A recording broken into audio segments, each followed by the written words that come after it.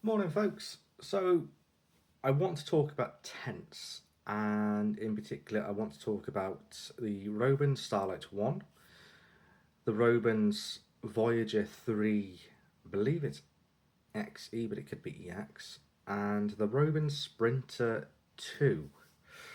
Now, I own all three of these tents, and I have spent nights in all three of these tents. And the Roban Starlight 1 is like the cheapest one.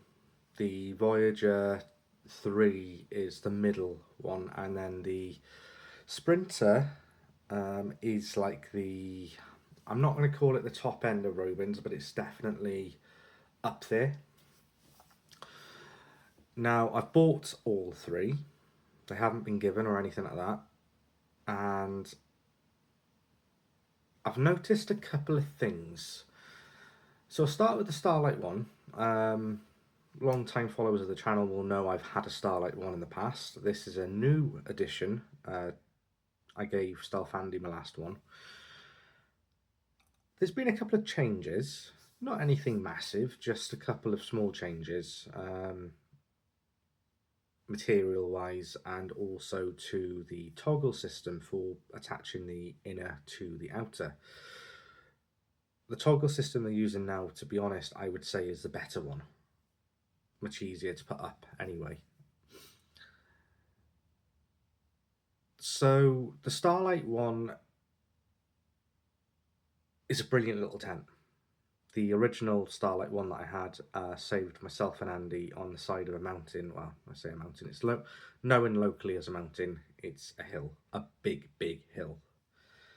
And that's Andy's tent failed during the night. And the Starlight one, after we'd taken the inner out, became a two-man tent. And that was able to withstand sustained wind speeds of around about 85 to 90 mile per hour with driving wind and driving rain. And it saved our hides. It really did. Now, the new Starlight one that I've got, I have no qualms about whether or not it will withstand it. It will withstand it. You know, that's not the issue. The issue I've got is the ventilation on it. And for the life of me, I can't seem to remember if the original Starlight one suffered from the same thing.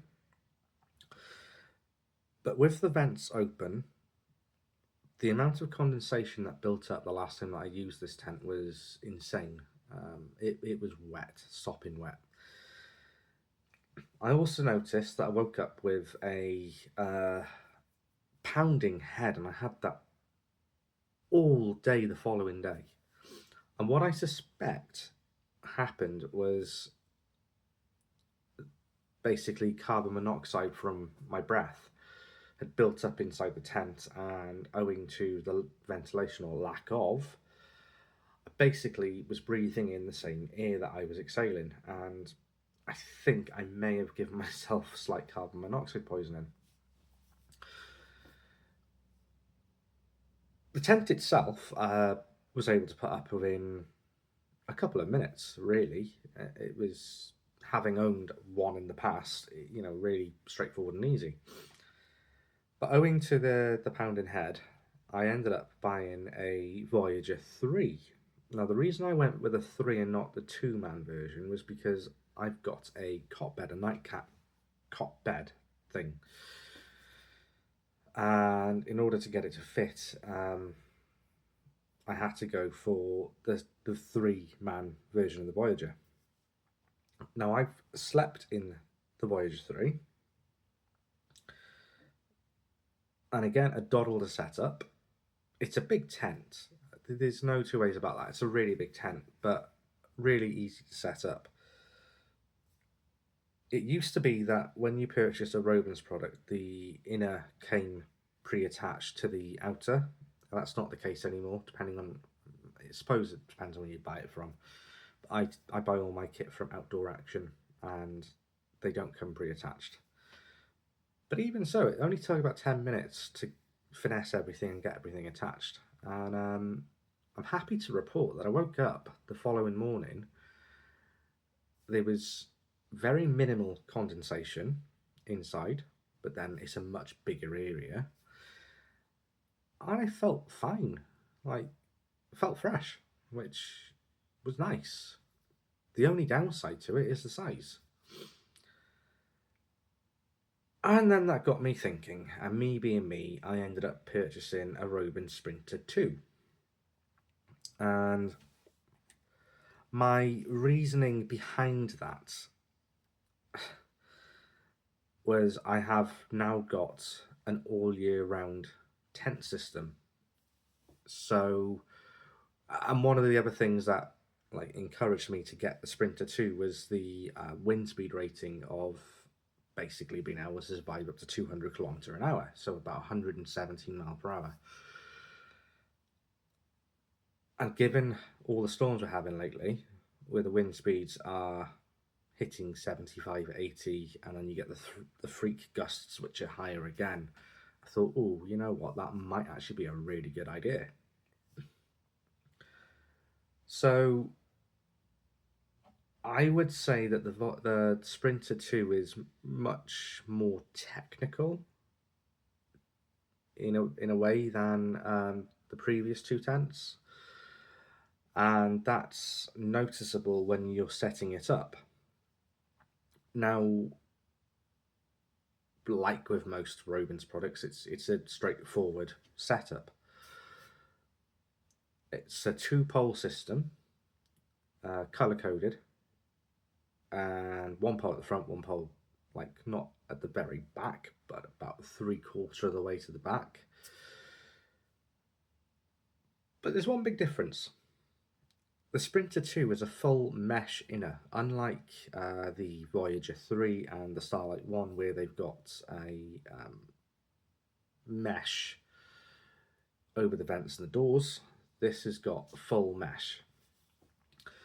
Now, I slept in that on Saturday night, and we got hit by some very, very strong wind and a lot of heavy rain. I mean, proper heavy rain.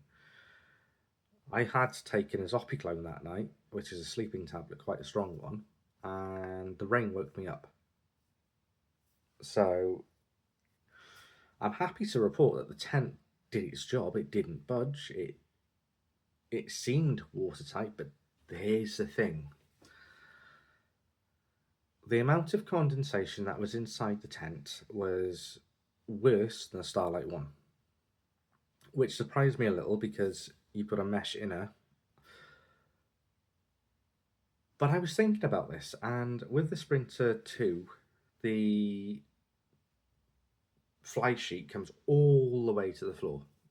You're not left with a gap. You know, you can have a gap if you want a gap for ventilation. I didn't think about this, but it's all the way to the floor is how I had it set up. I did have the vent open on the back, but you've only got one vent, and that's the back vent, unless you have the door somewhat open, which you can do because there's like a little shelter area. But the amount of condensation, and there was a lot, an awful lot. I didn't get wet inside the tent, thankfully. But when the wind was gusting in the early hours, I noticed I'd get sprayed on now and again by water, condensation. I think it's condensation. I've got the tent drying at the minute.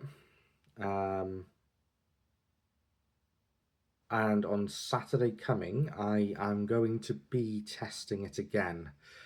I want to see. I'm not sure which tent I'm going to use. It's either going to be the Voyager 3 or it's going to be the Sprinter 2. But I might set the Sprinter 2 up just to, because it does give drizzle, so I might set it up just to see if what we get coming through is indeed condensation, because there shouldn't be any if I'm not in the tent, or if it is letting water through. Now, one of my gripes And don't get me wrong, it's a really nice lightweight tent. But one of my small gripes to a degree is the fact that whilst the Voyager 3 and the Starlight 1 have a 5,000mm hydrostatic head on the outer and a 10,000mm hydrostatic head on the ground sheet, you don't get that on the Sprinter 2.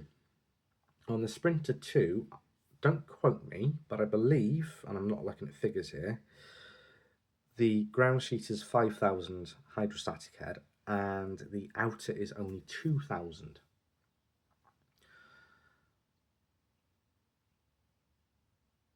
Now, in theory, that's still very waterproof.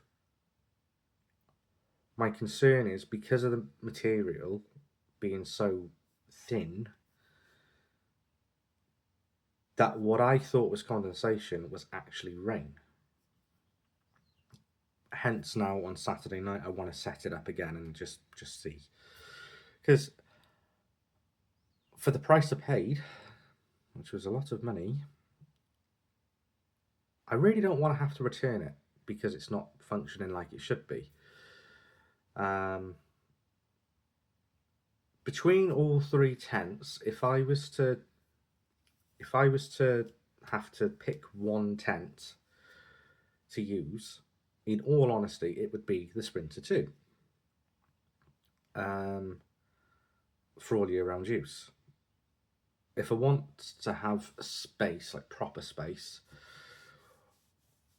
then I would use the Voyager 3.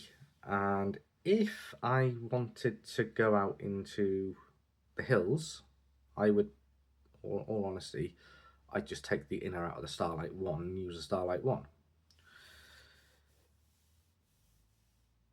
Wind-wise, the Sprinter 2 would be the top tent for wind, being able to withstand 117 mile per hour. The Starlight 1 would be the second tent. That can withstand between 90 to 100 mile per hour winds. And that's verified, that's tested. And then you've got the Voyager 3, which is roughly 70 to 80 mile per hour winds before you start having issues. But that's my plan anyway, is to wait for the weekend now and test it out again, just to try and see, because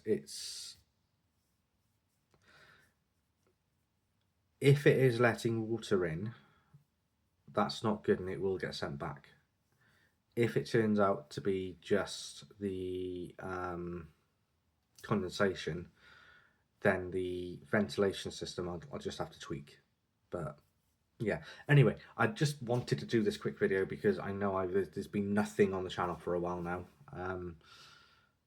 Things are going okay. The reason I've got these three tents is to test and to do videos on, but I wanted to kind of get the first time out of the way with, so I know how to set it up and not look like a fool on camera. So providing we don't have storm force winds now on Saturday and I can get the phone up on the tripod, I will be doing a video on Saturday showing the Voyager 3 and the Sprinter 2 and comparing them properly. That's the plan. Anyway, until Saturday, or possibly Sunday when it gets uploaded, take care.